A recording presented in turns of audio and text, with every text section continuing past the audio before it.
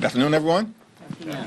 This is day 22 of the Trump Republican shutdown of the federal government. And Republicans have shown zero interest or capacity to reopen the government, enact a spending agreement that meets the needs of the American people, or address the health care crisis that Republicans have created. And the health care crisis is growing in intensity and urgency all across the country. We now have visibility into 13 different states, including most recently Florida, Virginia, Maryland, and Georgia. And all across those states, millions of Americans are going to experience dramatic increases in their health care premiums, co-pays, and deductibles, as is the case with everyday Americans all across the country. In Florida, by way of example, a 58-year-old in Panama City, Florida, single on the Silver Plan, currently receives ACA tax credits, pays for health insurance $140.80 a month. Because Republicans have decided to allow the Affordable Care Act tax credits to expire, that same individual who's currently paying $140.80 per month, their costs will go up to $1,526 per month. Republicans did that because of their refusal to extend the Affordable Care Act tax credits. In Florida, a 46-year-old with 3 children in Santa Rosa, we now know this family, currently on the Bronze Plan, actually, as a result of the tax credits that they receive, does not have to pay any additional amount to receive their health insurance. But if the Affordable Care Act tax credits are allowed to expire, that same family, 46-year-old with 3 children, in Santa Rosa, Florida, will have to pay $2,360 per month. That is north of $25,000 per year. Unaffordable, impossible, unsustainable, and it will result in that family having to go without the ability to see a doctor when their children get sick. The Republican health care crisis grows worse by the day, and yet Republicans remain on vacation for the 4th consecutive week. Donald Trump is once again preparing to fly out of the country. The East Wing of the White House is being demolished so that Donald Trump can construct a ballroom where he will be celebrated like a king. And at the same time, Trump is trying to rob taxpayers of $230 million to continue to line his pockets. And yet Republicans have zero interest, none, in addressing the health care crisis that they've created, which is devastating people all across the country. It's now my honor to yield to the distinguished whip, Catherine Clark. Thank you so much, Mr. Leader, and good afternoon, everyone. We are so grateful to you for your courageous leadership and grateful that you are safe and secure. Republicans have controlled Washington for 275 days, and we are 22 days into this shutdown. And through all the chaos, there has been one constant, one theme at the heart of their budget and their shutdown and their health care crisis. They seek out and target the most selfless and the least privileged Americans. They always go after those who have already had to sacrifice. Americans working a second job to keep their kids fed. Americans who have chosen to serve in uniform or as civil servants. Americans who are caring full-time for their loved ones. It's working parents on Medicaid. It's sick children who need home care. It's veterans who rely on the Affordable Care Act. Those are the people that Republicans expect to get by with less. It's never the billionaires. It's never corporations. It's certainly never themselves. Because what does Donald Trump expect for himself? What do you see him talking about when you turn on the news? A luxury plane, a gold-plated office, a new ballroom, and now a literal monument to himself. All as 1 million children are about to be kicked off of Medicaid. Another million will see their family premiums double or even triple. And Republicans are complaining about the Peace Prize that Trump didn't get, about camera angles and escalators, acting like somehow they are the victims, while they victimize the most innocent and vulnerable people, hard-working Americans. Republicans choose to go on vacation. That's not an option for the American people. The bills come due no matter how hard they work. So our message to the Republicans remain the same. Come to work, come to DC, sit down with us, negotiate, end this healthcare crisis and end this shutdown. And now it is my great pleasure to yield to our caucus chairman, Pete Aguilar. Thank you, Whip Clark. Thank you, Leader Jeffries. Before I talked about the shutdown in healthcare, I did want to touch on the terrifying threat that Leader Jeffries, by someone convicted from January 6th. As a member of the January 6th committee, we deposed, we interviewed a number of individuals who were summoned here to the Capitol that day. And to see Donald Trump pardon 1,500 individuals, what did you think was going to happen? These are individuals who had violent criminality in their past, and we have seen that carry forward now.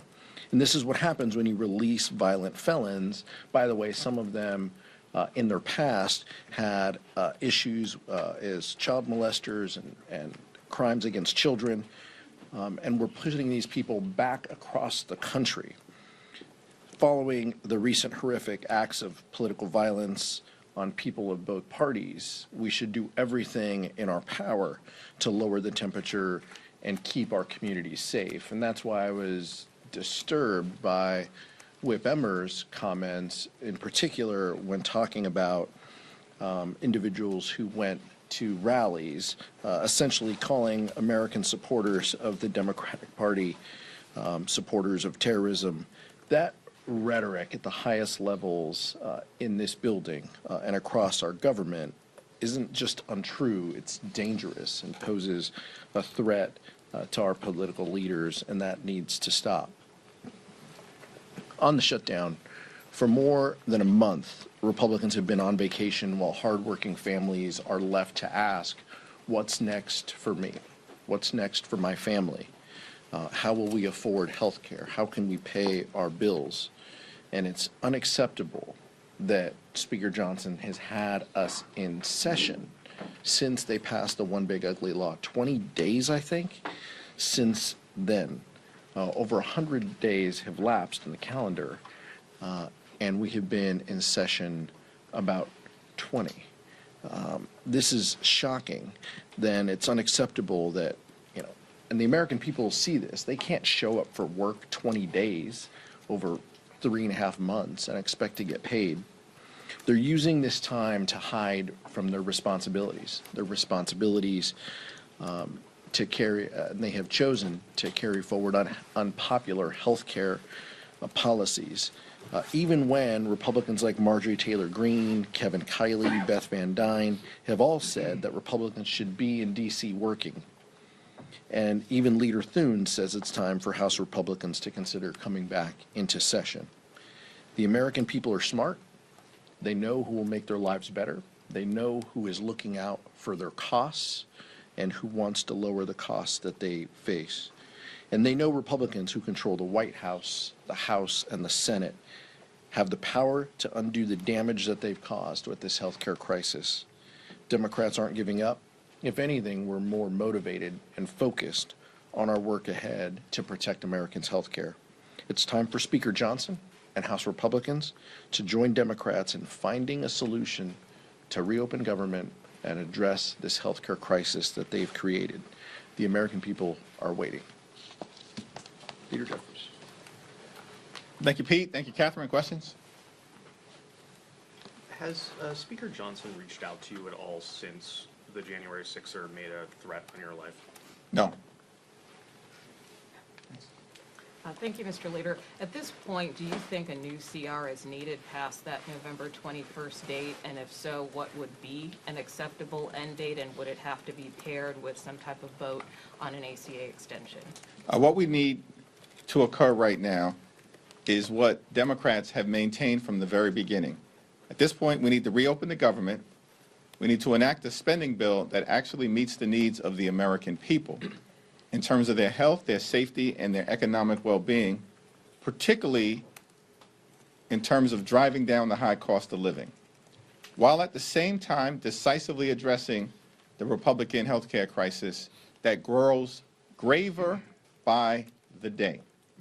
Our position over the last several weeks has remained consistent. Cancel the cuts, lower the costs, save health care, address the urgency of the expiration of the Affordable Care Act tax credits. This is not a partisan issue.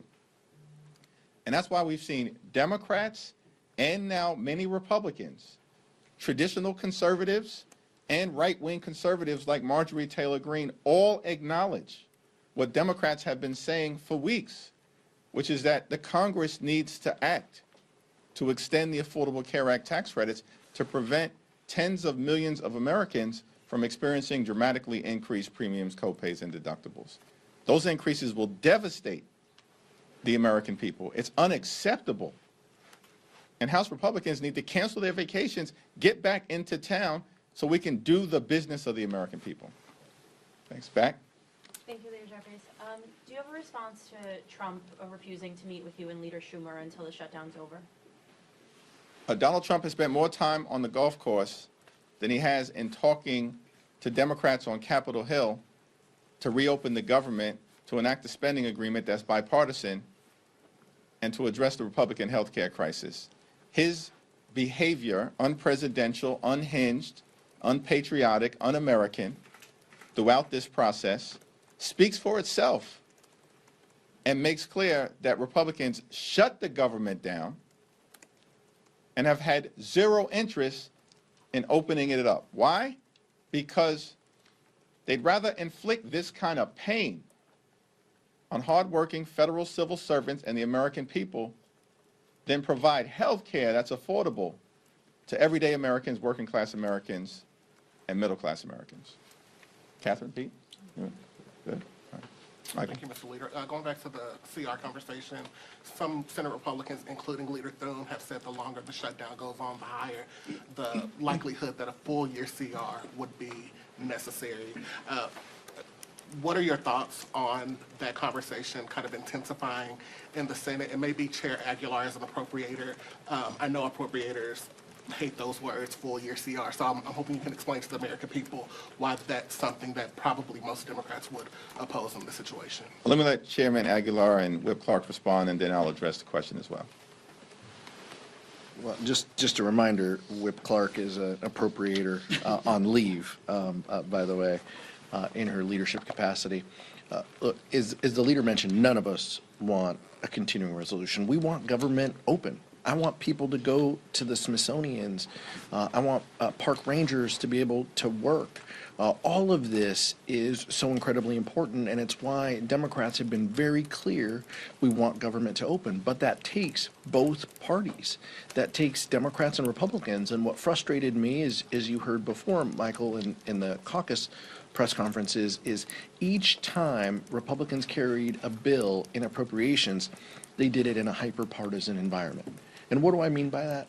They marked to a number, they used numbers that Donald Trump wanted, that they knew the Senate wasn't going to support, that they knew didn't have bipartisan support, and yet they carried forward.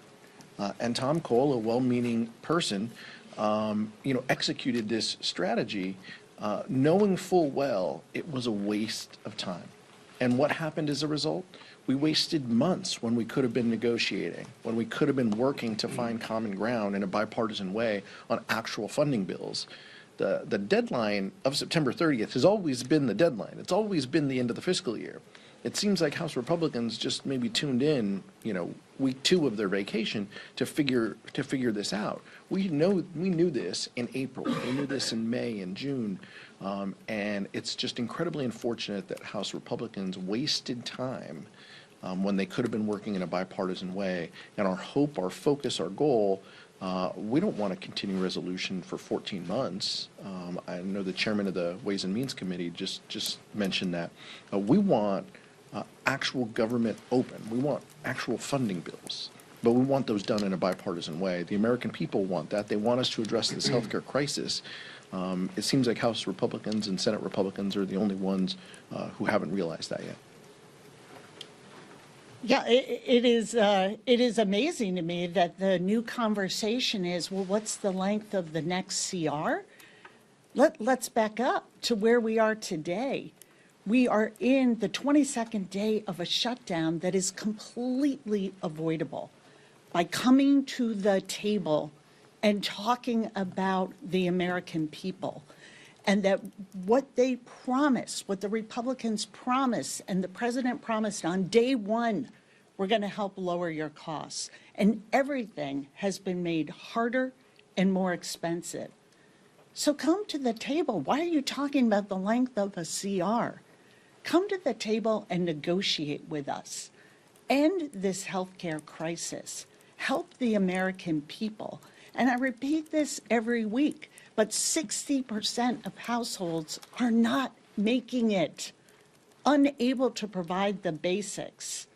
And so let's bring those voices in. And by refusing to even show up to do your job, the arrogance and the dismissal of what's happening in people's lives, how they feel when they know the threat to being able to provide for their families, being able to afford housing, groceries, the utility bill, and then this blow. I mean, how are people possibly supposed to be able to afford an increase of $2,000 in their monthly insurance premium? This is the issue we need to be talking about. And then we can work on making sure that we reopen government quickly.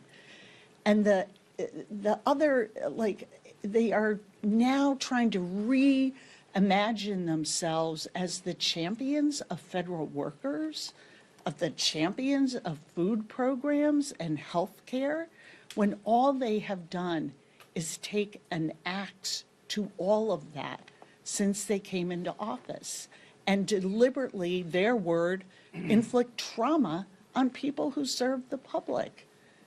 So come to the table, come back to work, and put the voice of American families who are struggling back into the work you do. Then we can come together and get government reopened quickly and get healthcare costs back under control for American families. We're in the midst of a cost of living crisis here in this country. Donald Trump and Republicans promised to lower the cost of living on day one. Costs aren't going down, they're going up. Electricity prices through the roof. Housing costs up. Grocery costs up. Child care costs up. And now Republicans refuse to do anything to extend the Affordable Care Act tax credits, which is going to result in tens of millions of people experience dramatically increased premiums, copays, and deductibles. It's out of control. It's a cost of living crisis and it's a health care crisis at the same time. And yet Republicans continue to ignore it, refuse to deal with it. And on top of all of that, we're in a moment where millions of Americans are about to increase their experience with heightened food insecurity, with hunger, because of the one big ugly bill and the fact that Republicans enacted the largest cut to nutritional assistance in American history. These are all quality of life issues that have to be dealt with right now. And yet Republicans want to talk about process and their my way or the highway approach, their take it or leave it approach, which is what they've been visiting on the American people this entire year in terms of their extremism. And it's all unacceptable. Just come back to work. Let's sit down. Let's negotiate a bipartisan agreement. Let's reopen the government. Let's address the high cost of living in the United States of America. Let's address the hunger that you're creating. And of course, let's address the Republican health care crisis. Thanks. Mr. Leader, given the rampant misconduct we're seeing among immigration agents, most recently on Canal Street yesterday in Chinatown, New York City, do you think eventually ICE should get the DOJ treatment? We've all been very outspoken as it relates to the out-of-control behavior unleashed on law-abiding immigrant communities by masked agents hiding their identity and far too often violating the rule of law, often directed at people who are American citizens. And it's all unacceptable. And it's one of the reasons why the American people have turned on Donald Trump and Republicans with respect to their extreme immigration policies. We should be holding the Department of Homeland Security accountable for the overreach and the extremism that they're being subjected to in terms of what the American people are experiencing. And yet, we're seeing none of that accountability coming from Republicans. That's unfortunate, but Democrats will continue to make the case to the American people that this is all abnormal, so much of it is unlawful, and it's got to stop. Mr. Jeffries, thank you. Good afternoon. Can you or Ms. Clark allude to this question about using the health care subsidies and using the end of government funding as an inflection point? The idea that in the minority you don't have many opportunities to say, okay, here's what we want, here's what we need. Can you talk about using that, and is there concern about pain that's being inflicted on federal workers here, because there's like, this is the strategy that we've chosen? So our position is not about strategy. Mike Johnson and the Republicans keep talking about strategy. What we're focused on as Democrats is making a difference in the lives of the American people. Because the American people deserve better than what they've gotten from Donald Trump and extreme MAGA Republicans who haven't made their life better. They've made their life worse. Their life has become more expensive. And now because of the Republican health care crisis, that includes the largest cut to Medicaid in American history, hospitals, nursing homes, and community-based health centers closing all across America, including possibly dozens in Alabama, as was announced earlier this week. And now because of their refusal to extend the Affordable Care Act tax credits, tens of millions of Americans are about to experience dramatically increased health care costs that will medically bankrupt them or prevent these Americans from being able to go see a doctor when they need one. These are real life consequences of extreme Republican policies. That's what this moment is all about. And as Democrats, we're going to continue to stand with hard-working federal employees who've been under assault by Donald Trump and his administration since January 20th of this year, prior to the start of the Trump Republican shutdown. More than 200,000 federal employees had already been forced off the job by Donald Trump. That's before the shutdown. So it's unfortunate that Trump and the Republicans have chosen to use their own shutdown to further hurt the American people. That's why our position continues to be, come to the table, let's reopen the government, Let's enact a bipartisan spending agreement that makes life better for the American people.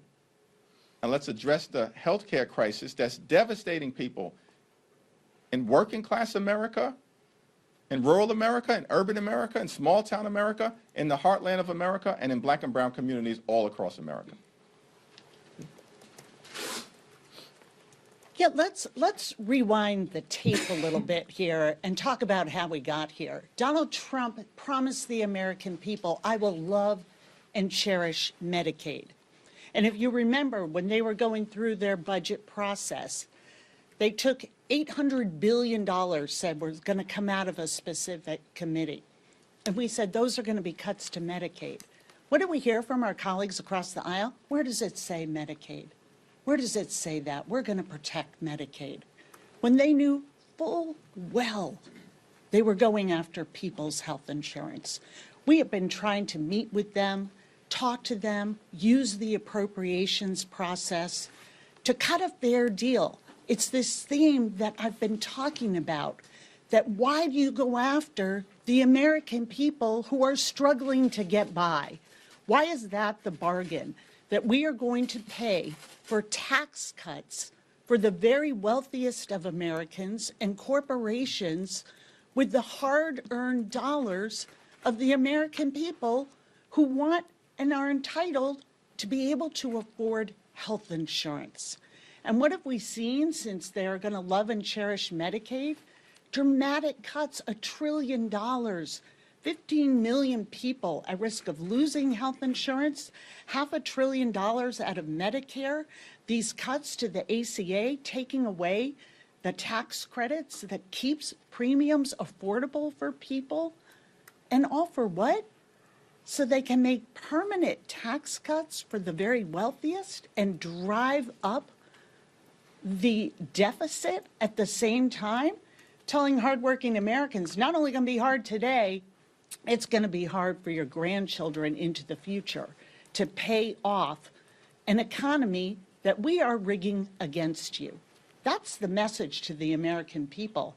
And Democrats are saying, by rejecting their CR, enough is enough. Enough is enough. We cannot go along with this extreme agenda. And their choice was to cancel even coming to Congress leading up to the date of the shutdown. They have chosen this shutdown, and they continue to make it punitive to federal workers in a way that I've never seen any administration do. That they are choosing who they like, who they don't. We have always come together before any shutdown, no matter which party was, had policy disagreements over what, and said, we will come together in a bipartisan way and pay our troops. The White House just said in the past hour that it was Democrats who were essentially being punitive by saying, let's, let them cut some of those programs and we'll use this as leverage. What's your response to that? I would put that in the category of love and cherishing Medicaid and lowering your costs on day one. It's an outrageous, they have been attacking federal workers. Their goal was to inflict trauma.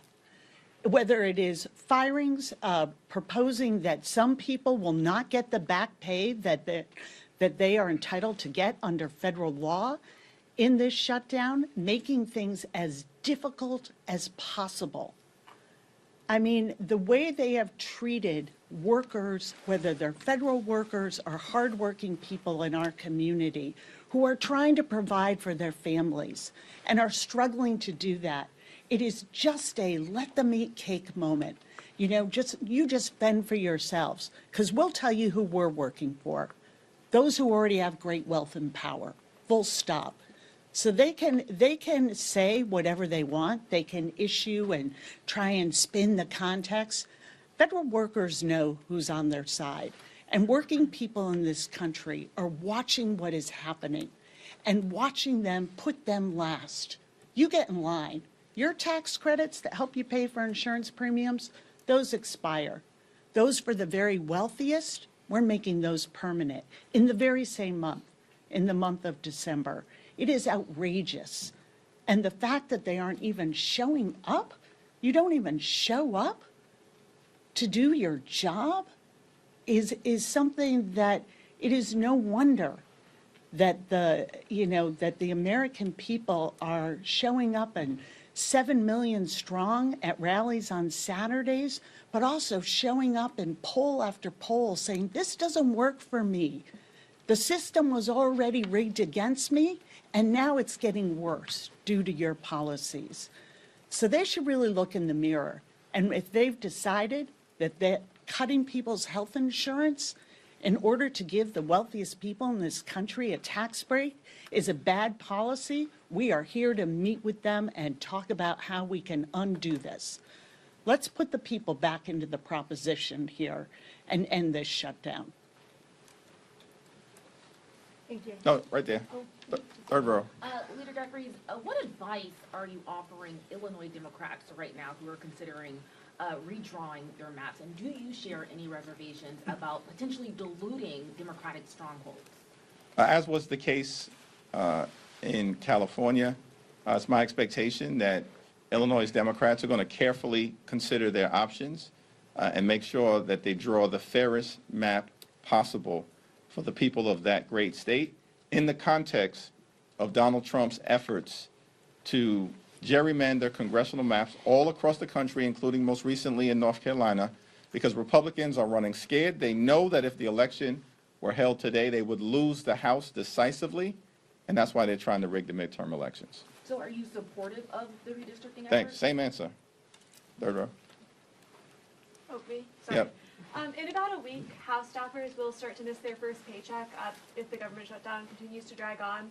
What kind of guidance have you given to offices or staff about this upcoming deadline? Yeah, there's been ongoing discussions with our hardworking staff. These are great patriotic Americans who are all in on public service, all in on serving the people that members of Congress are privileged to represent across the country, and we'll continue to provide them with a lot of information. The hope is that we get this shutdown resolved before the end of the month.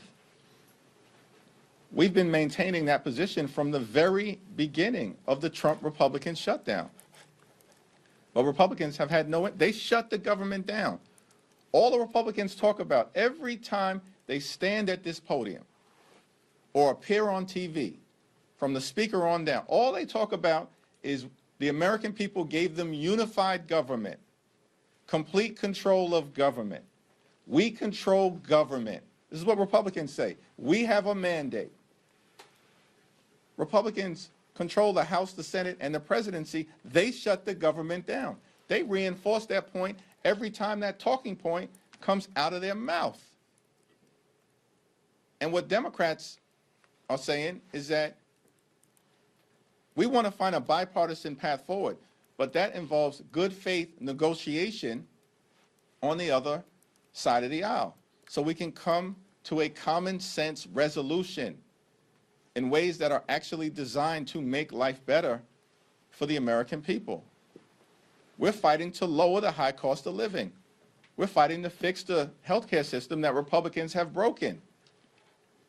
And we're also fighting to clean up corruption in Washington, D.C., where we have an American president behaving like an organized crime boss, stealing taxpayer dollars in real time in front of everyone in plain sight. And the Republicans have nothing to say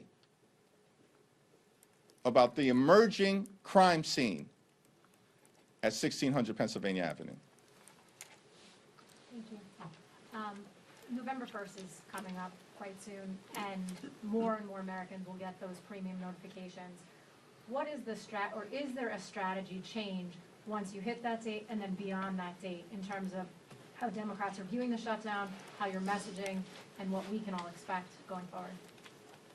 Our view has been very clear from the beginning. One of the reasons why we need to act decisively and need to act now as a Congress to address the Affordable Care Act tax credit issue is because notices are going out to millions of people right now as we speak across the country, frightening them to death when they see that their premiums are about to increase, in some instances, by more than $1,000 or $2,000 a month. And more than 90% of the people who receive Affordable Care Act tax credits make approximately $63,000 a year. Think about that. How can you possibly afford premium increases of more than $1,000 or $2,000 a month?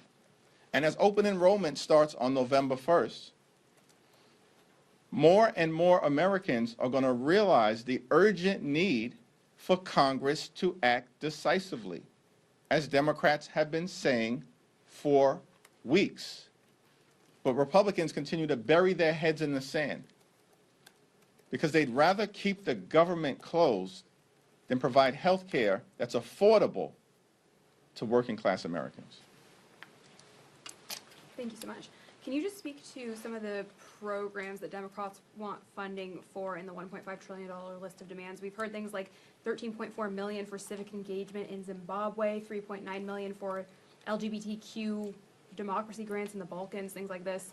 You guys say this is about saving healthcare, but how do these pet projects fit in? Yeah, we have no idea what you're talking about or what Republican extremists fed you those talking points, but the reality is what we are doing is defending the health care of the American people.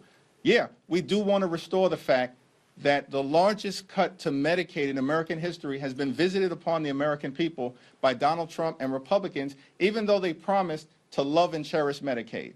But instead of doing that, they cut about $1 trillion from Medicaid. And as a result of that fact, hospitals, nursing homes, and community-based health centers are closing all across the country, including in Republican states like Georgia, like Alabama, and Republican states all across the country.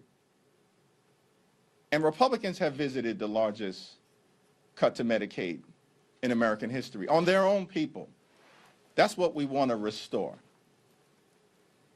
We want to avoid the fact that because of what Republicans did in their one big ugly bill, what they did is to trigger the possibility of a $536 billion cut to Medicare, because Republicans have put a bullseye on Medicare and Social Security since those earned benefits were created.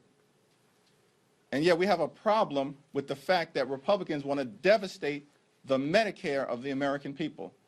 And why did they do that? Why did they cut Medicaid by almost $1 trillion? Because they want to reward their billionaire donors with massive tax breaks. And they made those massive tax breaks permanent, while at the same time can't even be bothered to extend Affordable Care Act tax credits for working class Americans who are about to experience dramatically increased premiums, copays, and deductibles. The American people know that Democrats are fighting for them, for working class America, for middle class America, and for everyday Americans, and that Republicans continue to show up for the wealthy, the well-off, and the well-connected. Yeah. We've got a new congresswoman from Arizona. Speaker Johnson keeps saying that his antics and stunts, whatever you're doing, and he says the new lawsuit is for national publicity. Would you care to comment on that? Well, let me yield to Catherine and Pete as well. I had the opportunity yesterday to stand with Jamie Raskin and Congresswoman-elect Adelita Grijalva after Democrats tried for the 5th time to be recognized so that Representative-elect Adelita Grijalva could be sworn in. 4 weeks have passed since she was elected. And the reason why Mike Johnson and House Republicans refused to swear in Representative-elect Adelita Grijalva is because they want to continue to hide the Epstein files from the American people. That's crystal clear at this point in time. There is no other reason that this has dragged on this long when extreme MAGA Republicans who were elected out of the state of Florida underperformed in those elections, by the way, dramatically, as Republicans have been doing all across the country, and as we'll see in New Jersey, in Virginia, and in California in under 2 weeks. Those two extreme MAGA Republicans, these are individuals who aren't even qualified to serve in the people's house. Let's be clear about that. And yet Mike Johnson decides to swear them in less than 24 hours after these extremists are elected to the House of Representatives, and now 4 weeks have passed.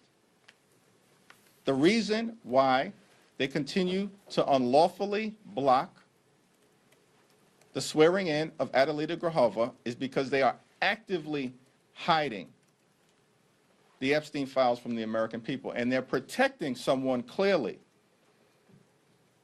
the wealthy, the well-off, the privileged, and the well-connected. Catherine? Pete? Yeah, I mean, I just think this is so shameful that someone who won with 70% of the vote, by the way, the vote total that she had was a larger percentage than the two Republicans that they swore in. So under his own standard, right, we need to swear her in. She has a certificate of election from the Secretary of State in Arizona. It is absolutely shameful that Speaker Johnson hasn't given her the oath of office. Members were sworn in during the government shutdown 6 years ago. New class of members took their oath of office. None of these excuses actually mean anything, is what Leader Jeffries just said. These are just talking points because he doesn't want to swear her in to be the 218th signature on these Epstein files. That's just what it is. But for her, and I know Adelita Grijalva is more concerned about her constituents than she is about her. This is about 800,000 people in the state of Arizona who don't have a voice here on Capitol Hill until she takes office.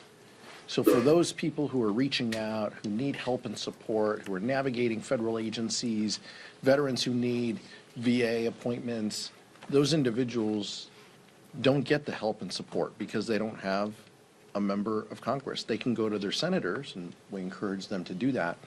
But it's absolutely shameful that Speaker Johnson won't swear Adelita Grijalva in, and it really does beg the question of, what are you hiding? Why not? How easy can this be?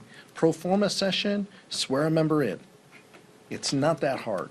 Speaker Johnson needs to do the right thing.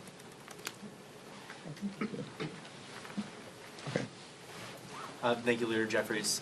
Wondering if you could comment, the Pentagon is implementing some new policy with regards to communication with members of Congress, apparently centralizing that through a specific office. How, from your perspective in Congress, would that affect the day-to-day operations here and your visibility as a co-equal branch of government into what's going on there? Well, this is just another example. And by the way, Pete Hegseth, the most unqualified Secretary of Defense in American history, and an example of the type of extremists that have been rubber stamped by Republicans in the Senate. They know these people were unqualified. They put them into office, and now they're continuing to undermine American values every single day of the week, as opposed to actually doing their job. And from our perspective as Democrats, listen, we're not going to bend, we're not going to break, we're not going to bow down to any wannabe king as it relates to upholding our oath of office and standing up on behalf of the American people. The Republicans were confused as we began to deal with the spending bill issues that we're confronting right now on behalf of the American people. They're very confused because all along Donald Trump knows that House and Senate Republicans, they function like a wholly owned subsidiary of the Trump cartel. That's how they act. They just rubber stamp Donald Trump's extreme policies and they move on. Don't say anything about it. Boss says jump, they just say how high. That's how Republicans have been behaving all year. Our thing is that, no, we are a separate and co-equal branch of government. We don't work for Donald Trump. We don't work for J.D. Vance. We don't work for their MAGA billionaire donors. We work for the American people. And that's why we're standing up for the health care of everyday Americans. And that's why Democrats are in this fight until we win this fight. Thank you all.